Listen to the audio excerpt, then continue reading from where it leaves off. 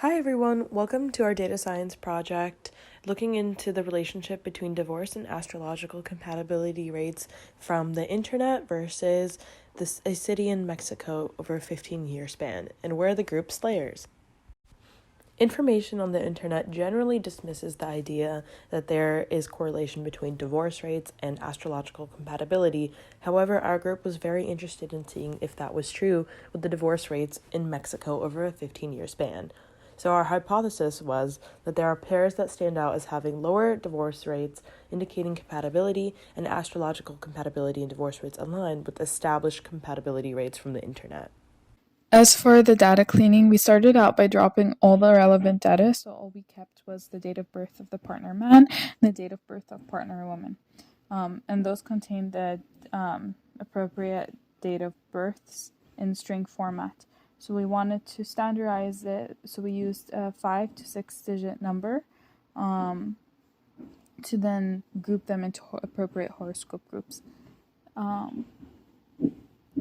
As for beginning our data analysis, we started off by getting the value counts of each pair. So then we were able to see which pair is more compatible and which one's not. And then we got the bar plots of the highest frequency of divorcees and the lowest frequency of divorcees to see which ones were most compatible and which ones were least compatible.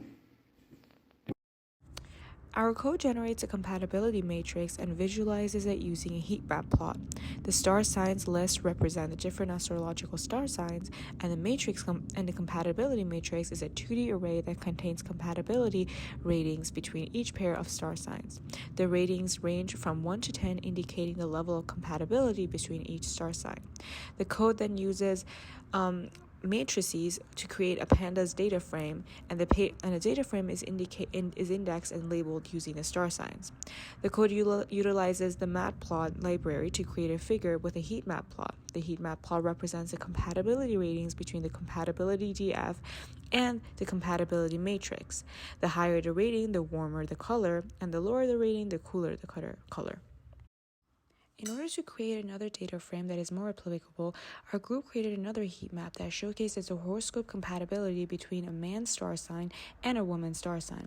This heat map therefore shows the compatibility rating depending on the hue color, whether that be darker or lighter, and based on the gender of the individual and what their star sign is.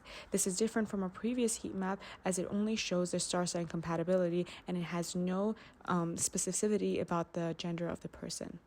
In order to compare the observed and internet frequency rates, we decided to plot them side by side. So on the left-hand side, we have the 10 pairs with the lowest divorce rates, or we can tentatively call them most compatible, and we found that the observed frequency was either higher or about the same as the internet frequency. And on the right-hand side, we calculated for the highest divorce rates, or least compatible, and we found that consistently the internet frequency was higher, which is interesting and could suggest that the internet is overestimating the frequency or the compatibility of these pairs.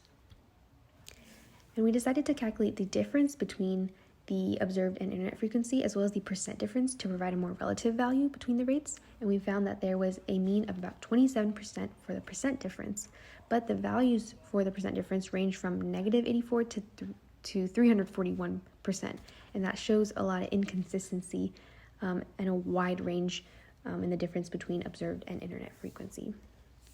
Then we ran a statistical test, and our initial plan was to run the pair t-test to compare observed and internet ratings, but when we plotted the difference between the observed and internet ratings, they were not normally distributed, so we couldn't use the pair t-test, and we instead used the non-parametric version of it, which is the Wilcoxon sign rank test, and we found there's a p-value of 0.3, so we failed to reject the null hypothesis, which in this case is that there is no significant difference between the observed and internet frequency rates.